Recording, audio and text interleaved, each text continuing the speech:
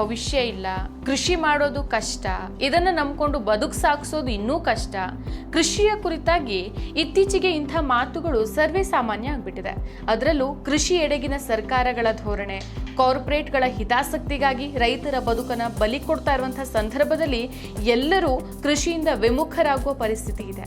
ಆದರೆ ಇದೆಲ್ಲದರ ನಡುವೆಯೂ ಕಗ್ಗತ್ತಲಿನಲ್ಲಿ ಕೋಲ್ಮಿಂಚಿನಂತೆ ಭರವಸೆಯ ಬೆಳಕುಗಳು ಆಗೊಮ್ಮೆ ಈಗೊಮ್ಮೆ ಕಾಣಬರುತ್ತಲೇ ಇರತ್ತೆ. ಕಾಡು ಕೃಷಿ ಮಾಡಿ ಯಶಸ್ಸು ಗಳಿಸಿದ ರೈತನ ಕಥೆ, ನುಗ್ಗೆ ಸೊಪ್ಪನ್ನ ವಿದೇಶಕ್ಕೆ ರಫ್ತು ಮಾಡಿದ ಸಾಫ್ಟ್ವೇರ್ ಇಂಜಿನಿಯರ್ ಕಥೆ, ಸಾವಯವ ಕೃಷಿಯಲ್ಲಿ ಬದುಕು ಕಟ್ಟಿಕೊಂಡ ಹಲವಾರು ರೈತರ ಕಥೆಗಳು ಕೃಷಿ ಕ್ಷೇತ್ರಕ್ಕೆ ಬರುವವರಿಗೆ ಭರವಸೆಯನ್ನ ಮೂಡಿಸ್ತಾ ಇದೆ. ಇದೇ ರೀತಿಯ ಭರವಸೆಯ ಕಥೆಗಳಿಗೊಂದು ಸೇರ್ಪಡೆ ಕೊಪ್ಪಳ ಜಿಲ್ಲೆಯ ಕಾಮನೂರು ಗ್ರಾಮದ ಮಾರುತೇಶ್ ಬಾಲಪ್ಪ ಹಳ್ಳಿಯವರ ಯಶೋಗಾಥೆ. ಇವರು ಇಂದು ಸುಮಾರು 7 ಎಕರೆ ಪ್ರದೇಶದಲ್ಲಿ ನಿಂಬೆ ಹಣ್ಣು ಬೆಳೆದು ಪ್ರತಿ ತಿಂಗಳು 70 ರಿಂದ 80 ಸಾವಿರದಷ್ಟು ಲಾಭವನ್ನು ಗಳಿಸ್ತಾ ಇದ್ದಾರೆ. ಈ ಮೂಲಕ ಮಾದರಿ ರೈತರಾಗಿ ಹೊರಹೊಮ್ಮಿದ್ದಾರೆ. ಮತ್ತೆ ಮತ್ತೆ ಸವಿಯಬೇಕೆನಿಸುವ ಮೃದುವಾದ ನಂದಿನಿ ಪನ್ನೀರ್. ಸರ್, ನಮ್ಮ ಹೆಸರು ಮಾರುತೇಶ್ ಬಾಲಪ್ಪ ಹಳ್ಳಿ ಅಂತೇಳಿ. ಇದು ಬಾಲಪ್ಪ ಹಳ್ಳಿ ಅವ್ರ ತೋಟ, ನಮ್ಮೊಬ್ಬರು. ನಾವು ಈ ಲಿಂಬೆ ಗಿಡ ಹಚ್ಚಿ 15 ವರ್ಷ ಸರ್ ಇಲ್ಲಿಗೆ. ಇದು ಹಚ್ಚಿದ ಮೇಲೆ 5 ವರ್ಷಕ್ಕೆ ಇಳುವರಿ ಬರ್ತದೆ ಸರ್ ನಮಗೆ. ಫಸ್ಟು ನಮ್ಮ ಊರಾಗ ಹಚ್ಚಿದಾಗ ಇದು ಯಾವ್ದು ಮುಳ್ಳು ಗಿಡ ಹಚ್ಚಾರ ಹಂಗೆ ಹಿಂಗೆ ಅಂತಂದ್ರೆ ಸರ್, ನಾವು ಒಂದು ಕೇರ್ ಮಾಡಿಲ್ಲ ಸರ್. ಇದು 5 ವರ್ಷಕ್ಕಿಂತ ನಮ್ಗೆ ಒಳ್ಳೆಯ ಆದಾಯ ಬರ್ತದೆ ಸರ್. ಮತ್ತು ಇದಕ್ಕೆ ನಾವು ಸರ್ಕಾರಿ ಗೊಬ್ಬರ ಹಾಕಂಗಿಲ್ಲ ಸರ್. ನಮ್ದು ಕುರಿ ಗೊಬ್ಬರ ಐತೆ ಸರ್, ಕುರಿ ಅದ ನಮ್ಮದು ಕುರಿ ಗೊಬ್ಬರ ಹಾಕ್ತೀವಿ ಸರ್. ಮತ್ತು ಎಣ್ಣೆ ಕೆಮಿಕಲ್ ಜಾಸ್ತಿ ಹೊಡೆಯಲ್ಲ ಸರ್ ನಾವು. ಇವಾಗ ಲಿಂಬು ಹಣ್ಣಿನ ರಸ ಹಾಕ್ತೀವಿ ಸರ್, ಹಾಕಿ ಹೊಡಿತೀವಿ ಸರ್. ಶ್ಯಾಂಪು ಹಾಕಿ ಹೊಡಿತೀವಿ. ಯಾವಾಗಾರ ವರ್ಷಕ್ಕೆ ಒಮ್ಮೆಟ ಅಷ್ಟೇ ಹೊಡಿತೀವಿ ಸರ್ ನಾವು. ಇದು ಕೆಮಿಕಲ್ ಒಮ್ಮೆಟ ಅದಕ್ಕೆ ಬರೀ ಲಿಂಬಿನ ರಸ ಹೊಡಿತೀವಿ ಸರ್. ಈ ಲಿಂಬೆಹಣ್ಣು ರಸ ಎಷ್ಟು, ಒಂದು ಟ್ಯಾಂಕಿಗೆ ಎಷ್ಟು ಬಳಸ್ತೀರಿ? ಒಂದು ಟ್ಯಾಂಕಿಗೆ ಒಂದು ಬ್ಯಾರ್ಲ್ ಹಾಕಿರ್ತೀವಿ ಸರ್. ಒಂದು ಬ್ಯಾರ್ಲಿಗೆ ಒಂದು 50 ಲಿಂಬೆಹಣ್ಣು ಹಾಕಿರ್ತೀವಿ ಸರ್. ಮತ್ತು ಒಂದು 50 ಶ್ಯಾಂಪು ಹಾಕಿರ್ತೀವಿ ಸರ್. ಅಷ್ಟು ಸ್ಪ್ರೇ ಮಾಡ್ತೀವಿ ಸರ್. ಈಗ ಇದರಿಂದ ಎಷ್ಟು ತಿಂಗಳಿಗೆ ನಿಮ್ಗೆ ಲಾಭ ಸಿಗುತ್ತೆ ಸರ್? ಇದು ಬೇಸಿಗೆಗಾಲದಾಗ ಇಳುವರಿ ಕಮ್ಮಿ ಇರುತ್ತೆ ಸರ್, ಆದರೆ ರೇಟ್ ಜಾಸ್ತಿ ಇರುತ್ತೆ ಸರ್. ರೇಟ್ ಜಾಸ್ತಿ ಇದ್ದಕ್ಕೆ ನಮ್ಗೆ ಒಂದು ಬ್ಯಾಗ್ ಅಂದ್ರೆ ಒಂದು ಬ್ಯಾಗಿಗೆ 4,000 ರೂಪಾಯಿ ಮಾರ್ಕೆಟ್ನಾಗ ಇರುತ್ತೆ ಸರ್. ನಾವು ಕುಂತು ಸಂತೆ ಮಾಡ್ತೀವಿ ಸರ್. ಕುಂತು ಮಾರಲಿಂದ ನಮ್ಗೆ ಸ್ವಲ್ಪ ಜಾಸ್ತಿ ಲಾಭ ಐತೆ ಸರ್. ಈಗ ಚೀಲಕ್ಕೆ 4,000 ಹೋಲ್ಸೇಲ್ ಐತಂದ್ರೆ ನಾವು ಮಾರ್ತೀವಿ ಸರ್. 5,000 ರೂಪಾಯಿ 5,500 ಆಗುತ್ತೆ ಸರ್. ಎಕ್ಸ್ಟ್ರಾ 1,800 1,500 ಲಾಭ ಬರ್ತದೆ ಸರ್. ನಾವು ಎಕ್ಸ್ಟ್ರಾ ನಾವು ಕುಂತು ಮಾಡ್ತೀವಿ ಸರ್ ಒಂದು ಬ್ಯಾಗಿಗೆ. ಒಂದು ತಿಂಗಳಿಗೆ ಎಷ್ಟಾಗುತ್ತೆ ಸರ್? ಬೇಸಿಗೆ ಅಂದ್ರೆ ಒಂದು 70,000 80,000 ಆಗುತ್ತೆ ಸರ್ ಇಳುವರಿ ಇತ್ತಂದ್ರೆ. ಒಂದು ಬೇಸಿಗೆಗೆ ಒಂದು 10 ಚೀಲ ಬಂದ್ರೆ ಸರ್ 5,000 ಆತಂದು ಸರ್. ಅಲ್ಲಿ ಬಂದದ್ದು ಸರ್ ನಮಗೆ. ಮಳೆಗಾಲದಾಗ ಸರ್ ಇಳುವರಿ ಜಾಸ್ತಿ ಇರುತ್ತೆ. 1,000 ರೂಪಾಯಿ ಚೀಲ ಮಾರಲಿ ಸರ್. ನಮಗೊಂದು 80 ಚೀಲ ಬಂದರೆ 80,000 ಆಗುತ್ತೆ. 100 ಚೀಲ ಬಂದರೆ 100 ಚೀಲ ಸರ್.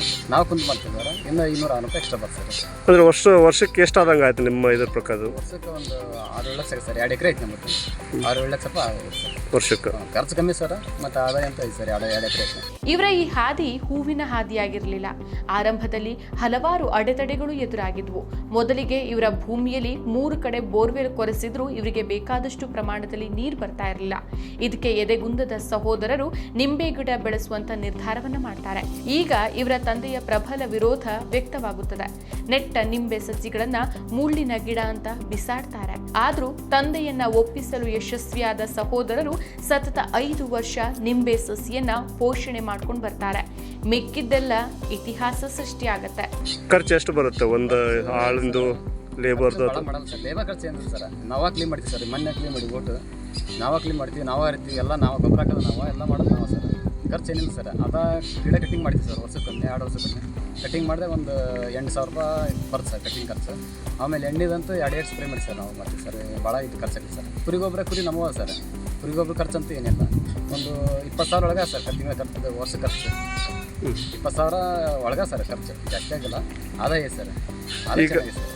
ಈಗ ಲಾಭ ಸಿಗದೆ ಇದ್ದಾಗ ಅಥವಾ ಬೇರೆದವ್ರಿಗೆ ನೀವು ಮಾರಾಟ ಮಾಡೋದಲ್ಲ ಅಂತ ಹೇಳ್ತಿರಲ್ಲ, ಅಂದರೆ ಈಗ ವ್ಯಾಪಾರಸ್ಥರಿಗೆ ಮಾರಾಟ ಮಾಡೋದಲ್ಲ ಮಾಲ್ ಹೆಚ್ಚಿಗೆ ಬರ್ತದೆ ಸರ್. ಮಳೆಗಾಲದಾಗ ಹೆಚ್ಚಿಗೆ ಬರ್ತಂದ್ರೆ ನಾವು ಬೇರೆ ಕೊಡಲ್ಲ ಸರ್. ನಮಗೆ ಮಾರ್ತೀವಿ ಸರ್. ಮಾರಿ ಉಳಿದು ಸ್ವಲ್ಪ ಗಿಡಕ್ಕೆ ಬೀಳುತ್ತೆ ಸರ್. ಕೆಟ್ಟರೆ ಏನಾಗಲ್ಲ ಸರ್. ಅದು ಗಿಡಕ್ಕೆ ಗೊಬ್ಬರ ಹಾಕ್ತಾರೆ. ಅದು ಗಿಡಕ್ಕೆ ಗೊಬ್ಬರ ಹಾಕ್ತಾರೆ. ಅದ್ರ ಸಂಬಂಧ ನಾವು ಯಾರಿಗೆ ಹೆಚ್ಚಿಗೆ ಇದಾದರೆ ಕೊಡಲ್ಲ ಸರ್. ನಾವು ಮಾರ್ತೀವಿ. ಉಳಿತಂದ್ರೆ ಗಿಡಕ್ಕೆ ಗೊಬ್ಬರ ಆಗುತ್ತೆ ಅಂತ ಸಮಯ ಆಗುತ್ತೆ ಸರ್. ಈ ಬೆಳೆ ನೀವು ಬೆಳಿಬೇಕಾದ್ರೆ ಇದು ಈ ಲಿಂಬು ಹಚ್ಚಬೇಕಾದ್ರೆ ನಿಮ್ಮ ತಂದೆಯವರ ಒಂದು ಅಭಿಪ್ರಾಯ ಹೆಂಗಿತ್ತು ಸರ್? ರಸ್ತೆ ಜಾಸ್ತಿ ಏನೇನಿಲ್ಲ ಸರ್. ಆಮೇಲೆ 5 ವರ್ಷ 4 ವರ್ಷದಿಂದ ಇದು ಏನೂ ಬರಲಿಲ್ಲ ಸರ್ ಇಳುವರಿ. ಅವಾಗ ಇದು ಯಾವಾಗ ಹಚ್ಚಿರಿ JCB ತಂದು ಕಿತ್ಬಿಡೋಣ ಆದ್ರೆ ನಮ್ಮ ಒಬ್ಬರು. ಆಮೇಲೆ ಇಳುವರಿ ನೋಡಿ ಚೆನ್ನಾಗೈತಪ್ಪ ಬೇಸೈತಿ.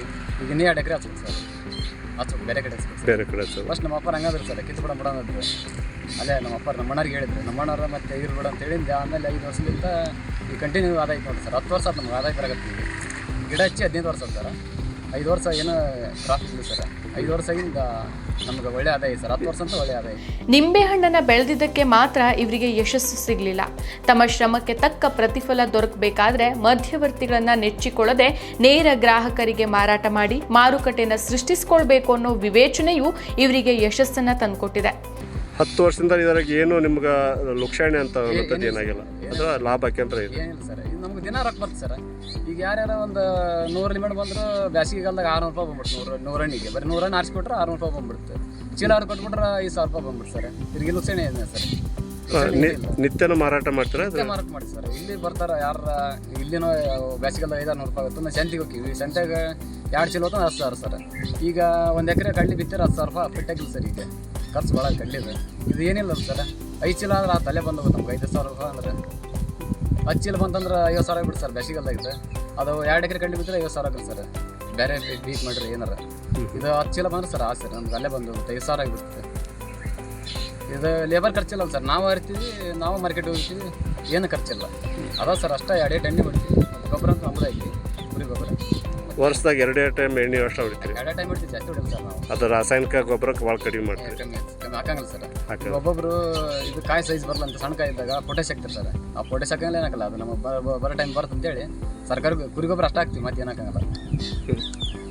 ನೀರು ಎಷ್ಟು ದಿವ್ಸಕ್ಕೊಮ್ಮೆ ಬಿಡ್ತೀರಿ? ನೀರು ವಾರಕ್ಕೊಮ್ಮೆ ಬಿಡ್ಬೇಕು ಸರ್. ಆ್ಯಕ್ಚುಲಿ ನಮ್ಮ ನೀರು ಸಲ್ಟೇಜ್ ಇರುತ್ತೆ. ಬೇರೆ ಕಡೆ ಬೇರೆ ಪೀಕ್ ಮಾಡ್ತೀವಿ ಸರ್ ನಾವು. ಸ್ವಲ್ಪ ಸಲ್ಟೇಜ್ ಇರುತ್ತೆ ಬೇಸಿಗೆಯಾಗ. 15 ದಿನಕ್ಕೊಮ್ಮೆ ಬಿಡ್ತೀವಿ ಸರ್. 15 ದಿನಕ್ಕೊಮ್ಮೆ ವಾರಕ್ಕೊಮ್ಮೆ ಬಿಡ್ತೀವಿ ಸರ್. ಇದಕ್ಕೆ ನೀರು ಜಾಸ್ತಿ ಅವಶ್ಯಕತೆ ಇಲ್ಲ ಸರ್. ವಾರಕ್ಕೊಮ್ಮೆ ಬಿಟ್ಟರೆ ಸಾಕು. ಈಗ ಮುಂದೆ ಬೆಳೀತಕ್ಕಂಥ ರೈತರಿಗೆ ಏನು ಹೇಳ್ತೀರಿ? ಇದಕ್ಕೆ ಚೆನ್ನಾಗಿದೆ ಸರ್, ಬೆಳಿಬೋದು. ಖರ್ಚು ಕಮ್ಮಿ, ಲೇಬರ್ ಖರ್ಚನ್ನು ಕಮ್ಮಿ ಉಳಿದ್ಬಿಡುತ್ತೆ ಸರ್. ಲೇಬರ್ ಬೇಕಿಲ್ಲ ಸರ್ ಇದಕ್ಕೆ. ಮನೆಗೆ ಒಂದು ಇಬ್ಬರು ಇತ್ತಂದ್ರೆ ಅವರ ಮಾರ್ಕೊಂಬರ್ಬೋದು, ಅವರ ಕಟಿಂಗ್ ಮಾಡ್ಬೋದು, ಎಲ್ಲ ಅವರ ಮಾಡ್ಬೋದು. ಈಗ ಮುಳ್ಳಿದೆ ಅಂತಂದು ಅದನ್ನು ಹಾಕೋಕೆ ಇಂಜರಿ ಇರ್ತಿರ್ತದೆ. ಮುಳ್ಳು ಸರ್ ಕೈ ಕೆಸರು ಆದರೆ ಬಾಯಿ ಮೊಸರು ಸರ್. ಮುಳ್ಳ ಮತ್ತು ಆಗ ನಡ್ತಾವಂತ ಹೇಳ್ಬಿಟ್ರಿ ಹೆಂಗೆ ಸರ್? ಅದೇ ಬರಂಗಿಲ್ಲ ಸರ್ ಮುಳ್ಳೆಲ್ಲ ಅಂದ್ರೆ. ಈಗ ನಿಮ್ಗೆ ಎಷ್ಟು ವರ್ಷ ಅದು ಹೆಚ್ಚು ಕಡಿಮೆ? ನಾವು 10 ವರ್ಷ ಸರ್. ನಿಮ್ಗೆ ಎಷ್ಟು ವರ್ಷ ಸರ್? ನಮಗೆ 34 ವರ್ಷ ಸರ್. ಈಗ 34 ವರ್ಷ ಅಂತಂದ್ರೆ ಇವತ್ತಿನ ಹುಡುಗರು ಹೆಚ್ಚು ಒಂದಿಷ್ಟು ಓದಿದಪ್ಪ ಅಂತಂದ್ರೆ ಬರೀ ನೌಕರಿ ಅಂತ ಕೇಳ್ತಿರ್ತಾರೆ. ಅಂಥವ್ರಿಗೆ ಏನು ಹೇಳ್ಕೈತ್ರಿ ಈ ತೋಟಗಾರಿಕೆ ಮಾಡೋದ್ರಿಂದ? ಸರ್ ಅಲ್ಲಿ ಇನ್ನೊಬ್ರ ಕೈ ಕೆಳ ಕೆಲಸ ಮಾಡೋದು. ನಮಗೆ ನಾವೇ ಮಾಲೀಕರು ಸರ್. ನಾವು ಬೇಕಾದ್ರೆ ಮಾರ್ಕೆಟಿಗೆ ಹೋಗಿ ಮಾರ್ಬೋದು, ಬೇಡ ಅಂದ್ರೆ ಹೋಲ್ಸೇಲ್ ಕೊಟ್ಟು ಆರಾಮ್ ಮನೆಗೆ ಇರ್ಬೋದು ಸರ್. ತೋಟದಾಗ ಆರಾಮ್ ನೈಸರ್ಗಿಕವಾಗಿ ಆರಾಮ್ ಇರ್ಬೋದು ಸರ್. ಅಲ್ಲಿ ಹೋಗಿ ಇನ್ನೊಬ್ರ ಕೈಯಾಗ ಬೇಸಿನದ್ದು ಏನಾರು ಇದು ಮಾಡಿದ್ರೆ ಯಾಕೆ ಬೇಕು ಸರ್?